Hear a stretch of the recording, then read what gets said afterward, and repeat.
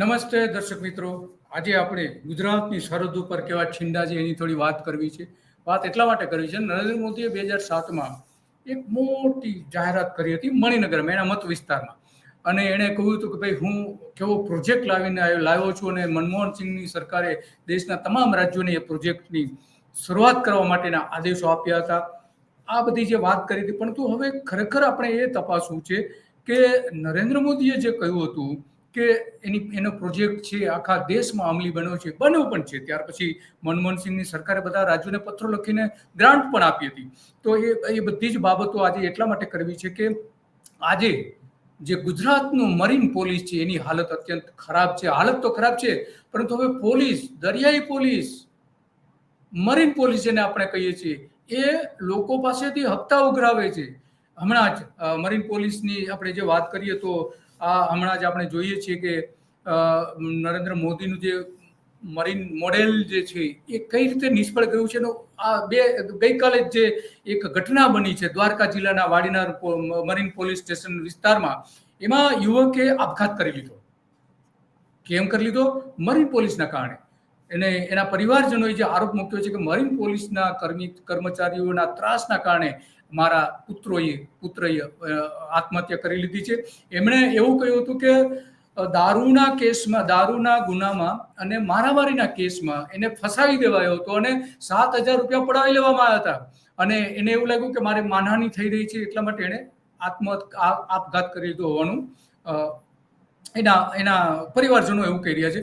તો આ જે મૂળ વાત છે કે લોકો એના કારણે આત્મહત્યા કરી રહ્યા છે. લાંચ લેતા અનેક લોકો પકડાયા છે, મરીન પોલીસ પકડાય છે લાંચ લેતી, અને મરીન પોલીસ સરહદની સુરક્ષા કરવાના બદલે ઘૂસણખોર દુશ્મનોને મારવાના બદલે ગુજરાતના લોકોને મારી રહી છે અને એની પાસેથી લાંચ લઈને લૂંટી પણ રહી છે. આવા અનેક બનાવ બન્યા છે ભ્રષ્ટાચારના, અને એટલા માટે આપણે એવું કહી શકીએ કે નરેન્દ્ર મોદીએ જે પ્રોજેક્ટ રજૂ કર્યો હતો એ આજે અત્યંત ખરાબ હાલતમાં છે બધી જ રીતે. તો એ જે નરેન્દ્ર મોદીએ જે કહ્યું હતું મણિનગર પોલીસ સ્ટેશનના ઉદઘાટન વખતે, એને પણ સાંભળીએ કે એમણે શું કહ્યું. કેટલી અગમ ચેતનાથી કામ કરે છે ઉદાહરણ આપવામાં આવ્યું. આપણે જ્યારે અટલજીની સરકાર હતી ત્યારે એક કોસ્ટલ સિક્યુરિટીનો આખો પ્લાન ભારત સરકારને આપ્યો કે સમુદ્ર કિનારાની રક્ષા કેવી રીતે કરાય, એનું પ્લાનિંગ કેવું હોય, એમાં કેવા પ્રકારના સાધનો હોવા જોઈએ, એમાં પેટ્રોલિંગ માટે સમુદ્રમાં કેવી વ્યવસ્થા છે. 392 કરોડ રૂપિયાનો આખો પ્લાન અટલજીની સરકાર હતી ત્યારે આપણે એમની સામે મૂક્યો. અડવાણીજી દેશના ગૃહપ્રધાન હતા. અને મિત્રો, મારે ગૌરવ સાથે કહેવું છે કે અટલજીની સરકારે આપણો 392 કરોડ રૂપિયાનો કોસ્ટલ સિક્યુરિટીનો પ્લાન માન્ય રાખ્યો. માન્ય 392 એટલે લગભગ 400 કરોડ રૂપિયા જેવો પ્લાન આખો બનાવ્યો હતો. અને એ પ્લાન ખરેખર કેવી પરિસ્થિતિ છે એ અત્યંત ગંભીર બાબત બની જાય છે. ગંભીર એટલા માટે બની જાય છે કે આ જે પેટ્રોલિંગ કરવું પડે દરિયાકાંઠે, એમાં દરિયાકાંઠાને સંભાળવો પડે છે, અને 10 કિલોમીટર અંદર સુધી પેટ્રોલિંગ કરી શકે છે. જે 3 લેયર આપણા છે એ પ્રમાણે એનાથી આગળ પેટ્રોલિંગ કરી શકતા નથી કાયદા મુજબ. તો ગુજરાતનું એક મરીન પોલીસ સ્ટેશન જે છે એ એવા આપણા 22 પોલીસ સ્ટેશનો છે, અને એમાં 45 જેટલી પોસ્ટ પણ છે, આઉટપોસ્ટ છે, અને ચોકી પણ છે. તો એક પોલીસ સ્ટેશન દીઠ 72 કિલોમીટરનું પેટ્રોલિંગ કરવું પડે છે. 72 કિલોમીટર. હવે આમાં કઈ રીતે પેટ્રોલિંગ કરી શકશે? ઓછા સ્ટાફ અને એ બધાના કારણે કેટલી જગ્યાએ ધ્યાન રાખશે પોલીસ? એ મોટો એક સવાલ આજે આવીને ઉભર્યો છે. કારણ કે 2020માં 30 ઇન્ટરસેપ્ટ બોટ, જે સ્પીડ બોટ કહી શકાય, એ આપવામાં આવી હતી. તો એની સામે જે આપણે 72 કિલોમીટરના સુરક્ષા કરવી પડે છે. નરેન્દ્ર મોદી જે વાત કરી રહ્યા છે 400 કરોડ રૂપિયાના પ્લાનની, તો એની હાલત કેવી છે જુઓ તમે. તો કર્ણાટકનું જે છે, ગુજરાત પછી કર્ણાટકે શરૂ કર્યું, ગુજરાતના મોડેલ ઉપર કર્ણાટકે ચાલુ કર્યું. તો ત્યાં એક પોલીસ સ્ટેશનને 5 કિલોમીટર પેટ્રોલિંગ કરવાની જવાબદારી સોંપી. એક પોલીસ સ્ટેશનથી સરેરાશ 5 કિલોમીટર. અને મહારાષ્ટ્રમાં 16 કિલોમીટર છે, તામિલનાડુમાં 25 કિલોમીટર છે, ઓરિસ્સામાં 26 કિલોમીટર છે. તો આપણે 72 કિલોમીટર સુધી એની દેખરેખ રાખવી પડે છે દરિયાકાંઠે, અને 10 કિલોમીટર અંદરના વિસ્તારો પર.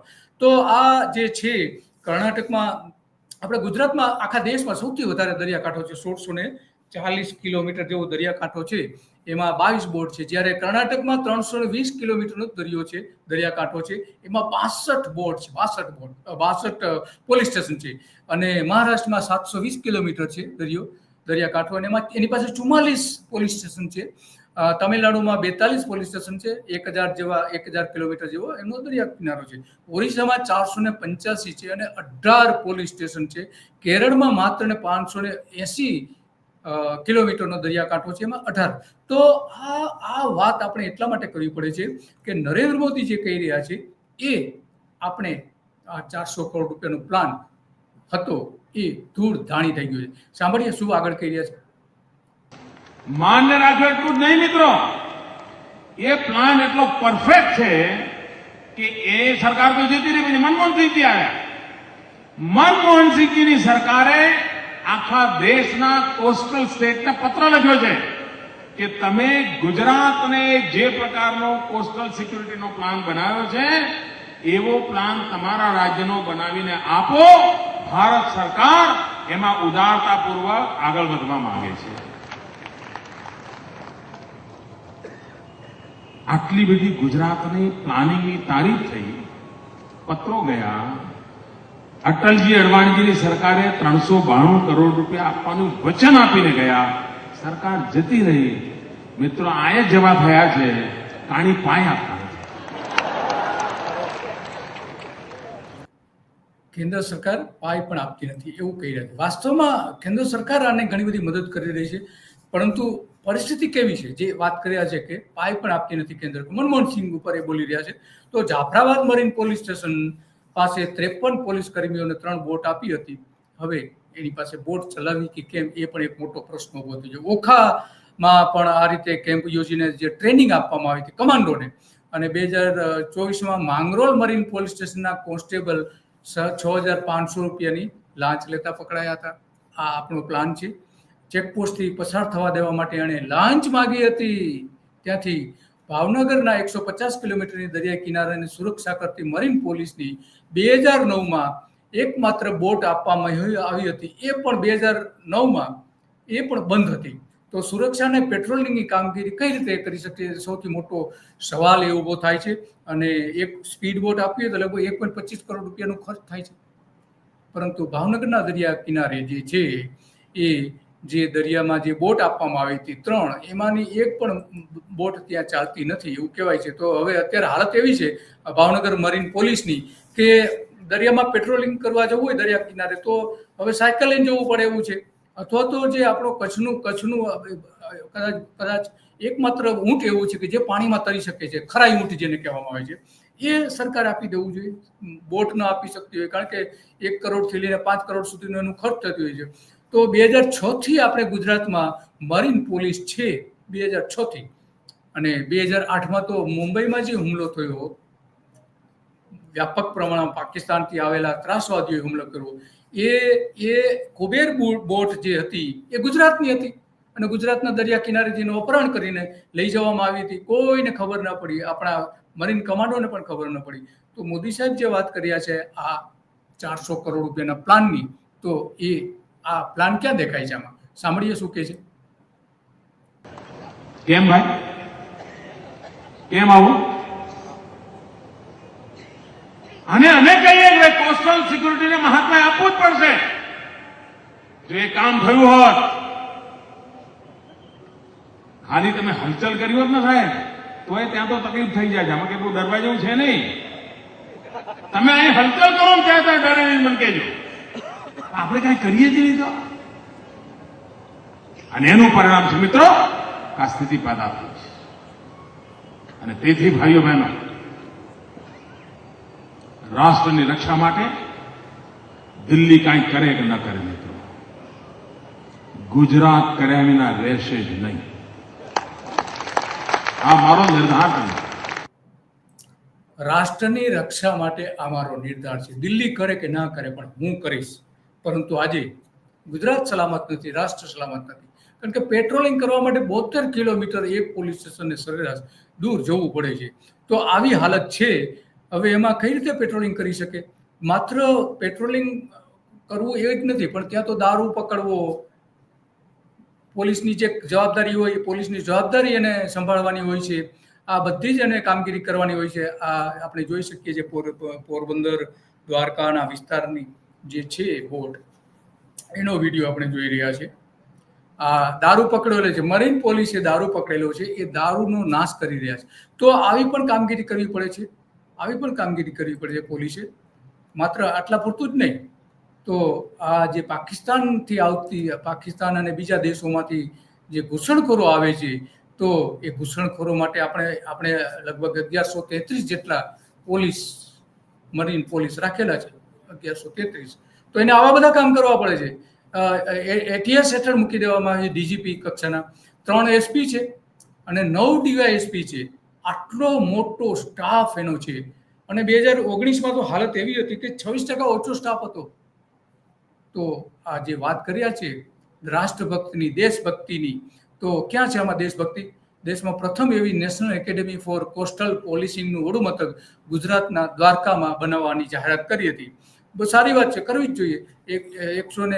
કારણ કે ગુજરાતના દરિયા કિનારે જે છે 144 જેટલા ટાપુ છે. એ ટાપુઓની સુરક્ષા કરવા માટે જ એક આખું અલગ તંત્ર ખરેખર હોવું જોઈએ, પણ એ પણ અહીંયા જોવા મળતું નથી. અને એટલા માટે આપણે એની ચિંતા કરીએ છીએ કે કર્ણાટકથી લઈને એની પાસે જે છે પોલીસ સ્ટેશન એટલું આપણે નથી. જામનગર ખાતે વડું મથક હતું, એ પણ બંધ કરીને ત્યાં બીજાને સોંપી દેવામાં આવ્યું છે. સર્પે ગ્રુપને આપી દેવામાં આવ્યું હતું. મરીન કમાન્ડો ફોર્સને વિખેરી નાખીને બીજા નામથી એને ચાલુ કરવામાં આવ્યું હતું. તો આવા ઘણા બધા તુક્કાઓ લગાવવામાં આવે છે. બોટ ચલાવવા માટે ઘણી જગ્યાએ પેટ્રોલ કે ડીઝલ પણ નથી હોતું, એટલે બોટ પણ ચલાવી નથી શકતી પોલીસ. આવી હાલત છે. 2016માં તો 30 બોટમાંથી 25 બોટ પાસે ઈંધણ નહોતું. 2016માં વડાપ્રધાન હતા નરેન્દ્ર મોદી, અને જે મોટી મોટી વાતો કરી રહ્યા છે એ સૌથી ગંભીર બાબત એટલા માટે છે કારણ કે 2016માં આપણે જોઈએ છે કે આણંદ જિલ્લાની ખંભાત, વડગામ, રાલેજ, ધુવારણ પાસે આધુનિક હથિયારો અને સાધનો પણ નહોતા. હવે આમાં ત્રાસવાદીઓ અંદર ઘૂસીને આવે તો હથિયારો જ ના હોય પોલીસ પાસે, તો શું કરવાનું? પોલીસ શું કરવાની? પેટ્રોલિંગ કરીને પણ શું કરવાની? ખંભાતની પોલીસ ચોકી એક એવી છે, મરીન પોલીસ ચોકી, કે જે ભરતીના સમયે દરિયાની અંદર ડૂબી જાય છે, દરિયાની અંદર વચ્ચે આવી જાય છે. અને સાલેજની પોસ્ટલ જે આઉટ છે, એ પોસ્ટલની હાલત પણ અત્યંત ખરાબ એક સમય હતી. ધુવારણ પોલીસ ચોકી લગભગ બંધ જેવી હાલતમાં હતી. અગાઉની જે વાત કરી રહ્યા છે, બારી બારણા પણ કોઈ કાઢીને લઈ ગયું હતું. પીપાવાવ પોલીસ ચોકી પણ બંધ થઈ ગઈ હતી. કચ્છની પણ અત્યંત ખરાબ હાલત. ઘણા બધા કારણ કે કચ્છ અત્યંત મહત્વનું છે આપણા માટે. ત્યાં કંડલા, મુન્દ્રા, માંડવી, જખો જે બંદરો આવેલા છે અને મોટા મોટા ઉદ્યોગો આવેલા છે. અંદર કોઈ ઘૂસી આવીને કોઈ તોડફોડ પણ કરી શકે છે. પરંતુ ત્યાં પણ જે જોઈએ એટલા પ્રમાણમાં ધ્યાન આપવું જોઈએ અને વધારે પોલીસ સ્ટેશન હોવા જોઈએ, પણ એ ત્યાં જોવા મળતું નથી. મુન્દ્રા મરીન પોલીસ મથકમાં 2 બોટમાંથી એક જ ચાલુ હતી. આજે 2016ની આપણે વાત કરી, 2016થી 19ની વાત કરી રહ્યા છીએ. તો આ ડીઝલ પણ નહોતું મળતું. આવા ઘણા બધા છે. માત્ર રેકર્ડ ઉપર પોલીસ સ્ટેશન ચાલતા હોય એવું ઘણી જગ્યાએ જોવા મળે છે. જ્યારે બીજી બાજુ આ જ દરિયા કિનારેથી ગુજરાતમાંથી ડ્રગ્સ માફિયાઓ ડ્રગ્સ ઘુસાડી રહ્યા છે. તો એની ચોખ્ખી તો થવી જોઈએ. 72 કિલોમીટર સુધી ક્યાંથી કરી શકવાના છે? આતંકવાદીઓ માટે કચ્છના માર્ગ મોકળો હોય એવી સ્થિતિ આજે ગુજરાતમાં જોવા મળી છે. 2014 પછી કચ્છ ક્રિક વિસ્તારમાં ઘૂસણખોરી વધી છે અને એને પકડવા માટે આ પોલીસ જરૂરી છે. ઊંટ પર બેસીને ઘણી જગ્યાએ પેટ્રોલિંગ કરવું પડે છે કચ્છમાં. અને મરીન પોલીસે દારૂ પકડવા, ચોરી કરવી, કાયદો વ્યવસ્થાની કામગીરી, ચોરી પકડવી, કાયદો વ્યવસ્થાની કામગીરી કરવી, આવા અનેક પ્રકારના કામો એને કરવા પડે છે. તો હવે આમાં કઈ રીતે આપણે કહી શકીએ કે સરકારની જે છે મૂળ વાત કેમ તો એ સમજતા નથી, એ સવાલ છે. આજે જે મોત થયું છે એના વાલીઓ અહીંયા દેખાવો કરી રહ્યા છે. પોલીસ સ્ટેશન આપણે જોઈ શકીએ, કોસ્ટલ પોલીસ સ્ટેશન વાડીનારમાં, એના વાલીઓ ત્યાં દેખાવો કરી રહ્યા છે. જેને સુસાઇડ કર્યું એનો ફોટો છે. તો આવી હાલત છે. મરીન પોલીસ છે. બહુ સારી યોજના, ખરેખર સારામાં સારી રાષ્ટ્રની સુરક્ષા માટે બહુ સરસ વિચારેલું નરેન્દ્ર મોદીએ, પરંતુ આજે એમની આવી અત્યંત ખરાબમાં ખરાબ હાલત આવીને ઊભી છે. દુશ્મન દેશ પાકિસ્તાન જોડતી આંતરરાષ્ટ્રીય સરહદ ગુજરાતની સૌથી વધારે છે. માંડવી પાસે કોઈ બોટ નથી એ સમયે. વલસાડ પાસે હથિયાર સાથેની સુસજ્જ કહી શકાય એવી નથી. અને એસપી બીજી બાજુ આ એસપી આપણે સામાજિક તત્વો પકડવાથી લઈને વીજ ચોરી પકડવા સુધીની મરીન પોલીસ સ્ટેશને કામ કરવું પડે છે. એસપી પોતે કહી રહ્યા છે. તો આ પ્રકારના આપણે જોઈએ છીએ મોદીના વચનો જે આપવામાં આવ્યા હતા 2017માં દેશની પહેલી મરીન પોલીસ રિસર્ચ ઇન્સ્ટિટ્યૂટ ખોલી છે દ્વારકામાં.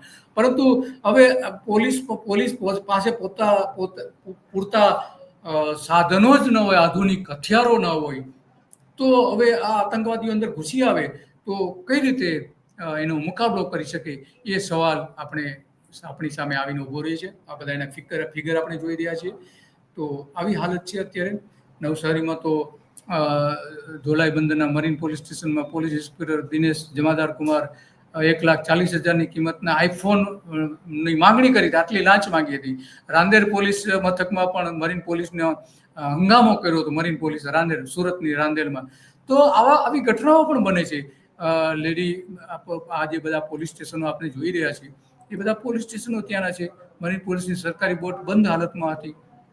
ભાવનગર દરિયાઈ સુરક્ષા માટેની એ આપણે જે વાત કરી છે કે આ જખો ચેકપોસ્ટ અત્યંત મહત્વની બધી છે. અને 10993 આપણે હેલ્પલાઇન શરૂ કરી છે. તો હેલ્પલાઇન જ્યારે શરૂ કરીએ ત્યારે આ જુગાર અને આવા કેસ પકડે છે પણ મરીન પોલીસે પકડવા પડે છે. તો આખી વાત આપણે એટલા માટે કરવી પડી હતી કે આ બધી જ બાબતો નરેન્દ્ર મોદીએ જે કહી હતી એનાથી વિપરીત થઈ રહ્યું છે. તો નરેન્દ્ર મોદી એ ગુજરાતને મોદી ભરોસે છોડી દીધું છે. આજે એવી હાલત થઈ ગઈ છે. તો આજે કાલચક્રમાં માત્ર આટલું જ હતું. અને દરરોજ આપણે 9 વાગે કાલચક્રમાં આવા ચિંતા વ્યક્ત કરીએ છીએ. અગાઉ શું હતું, અત્યારે શું છે અને ભવિષ્યમાં શું થવું જોઈએ. આપણે ભવિષ્યનું ગુજરાત, સલામત ગુજરાત જોઈએ. આપણો દરિયો સૌથી સુરક્ષિત અને સલામત હોવો જોઈએ. નરેન્દ્ર મોદીની યોજના બહુ સારી હતી, પરંતુ અત્યારે આ યોજના નરેન્દ્ર મોદીના ભરોસા ઉપર તૂટીને ચકનાચૂર થઈ રહી હોય એવું લાગી રહ્યું છે. બસ આજે આટલું. નમસ્તે.